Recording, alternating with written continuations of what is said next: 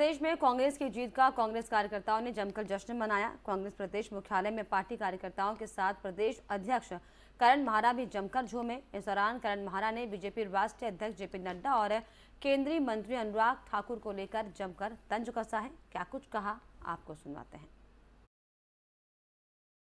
नड्डा की प्रदेश में हम जीते हैं, बीजेपी के पोस्टर बॉय उनके प्रदेश में हम जीते हैं। अनुराग ठाकुर को लेकर बड़े उत्साहित थे बीजेपी वाले, और मैंने अनुराग ठाकुर जी को एक दिन कहा भी था कि साहब ईवीएम को जस्टिफाई करने के लिए बीजेपी हो सकता है तुम्हारी बलि चढ़ा दे।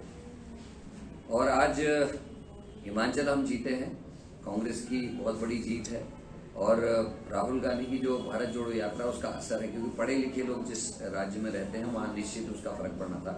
गुजरात के परिप्रेक्ष्य में यही कहना चाहूँगा कि आपने जो बीजेपी से नाराज लोग थे उसका 17% वोट शेयर काट लिया, जिसकी वजह से कांग्रेस की वहाँ स्थिति ठीक नहीं रही। अगर बीजेपी का आप वोट शेयर देख लें और इधर कांग्रेस और आपके वोट शेयर को जोड़ दे तो बीजेपी कहीं स्टैंड नहीं करती। आज कांग्रेस की सरकार वहाँ होती। नड्डा की हिमाचल प्रदेश विधानसभा चुनाव में कांग्रेस को मिली भारी जीत के बाद देश भर के कांग्रेसी कार्यकर्ताओं में उत्साह का माहौल दिखाई पड़ रहा है। इसी कड़ी में हरिद्वार में भी चंद्राचार्य चौक पर यूथ कांग्रेस के नेतृत्व में जमकर आतिशबाजी की गई और कांग्रेस कार्यकर्ताओं ने एक दूसरे को मिठाई खिलाकर हिमाचल जीत की बधाई दी है। इस दौरान कांग्रेस नेताओं ने कहा कि उनके नेता राहुल गांधी की ओर से शुरू की गई भारत जोड़ो यात्रा का नतीजा है कि आज जनता ने बीजेपी को नकारते हुए कांग्रेस को हिमाचल प्रदेश में भारी जीत दिलाई है और इसके लिए वो हिमाचल प्रदेश की जनता का आभार व्यक्त करते हैं। साथ ही साथ कांग्रेसियों ने आरोप भी लगाया कि देश की जनता बीजेपी सरकार की नीतियों से त्रस्त हो चुकी है और अब आने वाले समय में देश में जहां भी चुनाव होगा वहां कांग्रेस की ही सरकार बनेगी। हमारे श्री राहुल गांधी जी ने जिस तरह से भारत जोड़ो यात्रा पर एक तपस्वी की तरह जिस तरह से वो भारत जोड़ो यात्रा पे सड़कों पे चल रहे हैं, उसका नतीजा है। और हमारे हिमाचल की जनता मिलकर के जिस तरह से कांग्रेस को पसंद की है, मैं हिमाचल की जनता को अपने पूरे कांग्रेस परिवार की तरफ से बहुत बहुत बधाई देती हूँ। मैं वादा करती हूँ हमारे कार्यकर्ता तैयार है। 2024 में राहुल गांधी जी प्रधानमंत्री बनेंगे, ये हमारे कार्यकर्ताओं की मांग है, देश की मांग है।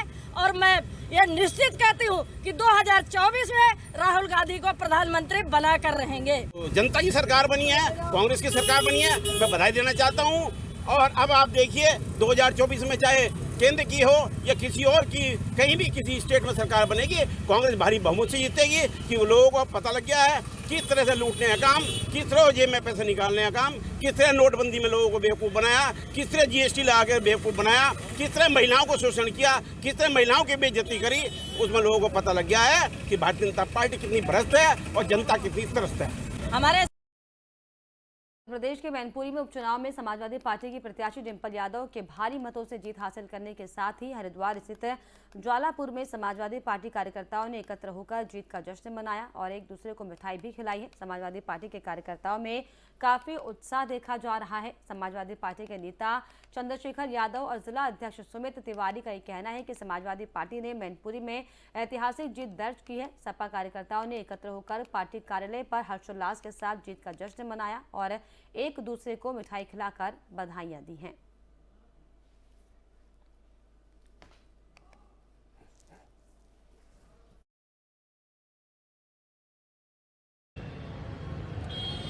आज समाजवादी पार्टी ने मैनपुरी में एक ऐतिहासिक जीत दर्ज की है। समाजवादी पार्टी के उत्तराखंड के हरिद्वार के समस्त कार्यकर्ताओं ने आज यहाँ जटवाड़ा पुल पर एकत्रित हो जिला कार्यालय पर हर्षोल्लास के साथ जीत का जश्न मनाया। और उसी तरह से जैसे हमने आज मैनपुरी में जीत दर्ज की है, आने वाले समय में हम हरिद्वार में निकाय चुनाव में भी, उत्तराखंड में अन्य चुनाव में भी यहाँ पे अपना भारी भरकम परचम लहराने का काम करेंगे और निकाय चुनाव में भी यहाँ जीत हासिल करने का काम करेंगे। और समाजवादी पार्टी में पूरा उत्साह, पूरा जोश है। यहाँ के एक कार्यकर्ता में जोश है। लगातार हमारा कारवां बढ़ता जा रहा है और आने वाले समय में हम उत्तराखंड में भी जीत का परचम लहराएंगे।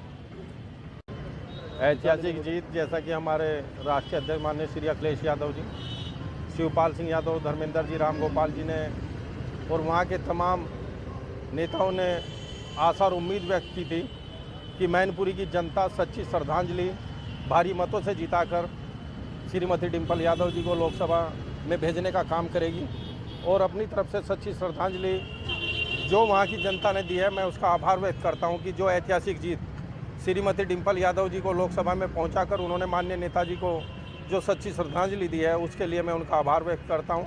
आशा और उम्मीद करता हूँ कि उसी प्रकार प्रदेश और देश के अंदर, चाहे हिमाचल हो, चाहे दिल्ली नगर निगम के चुनाव हों, बीजेपी को जो जनता ने सबक सिखाने का काम किया है, उसके लिए मैं देश की जनता और प्रदेश की जनता को बधाई देने का चाहता हूँ। और इनकी शुरुआत जहाँ से हुई थी, गुजरात पहुँचाने का काम देश की जनता ने इनको शुरू कर दिया है और जल्दी इसके दूरगामी परिणाम होंगे। जिस प्रकार जनता इनकी नीतियों से त्रस्त है, हर वर्ग हर समाज इनकी नीतियों से त्रस्त है। केवल जाति और धर्म के नाम पर ज़्यादा दिन राजनीति नहीं की जा सकती। स्थानीय मुद्दे, देश हित की राजनीति और विकास की राजनीति, जब किसान, मजदूर, नौजवान, छात्र परेशान होंगे तो निश्चित रूप से इस केंद्र और प्रदेश से बीजेपी की सरकार को घाट फेंकने का काम करेंगे।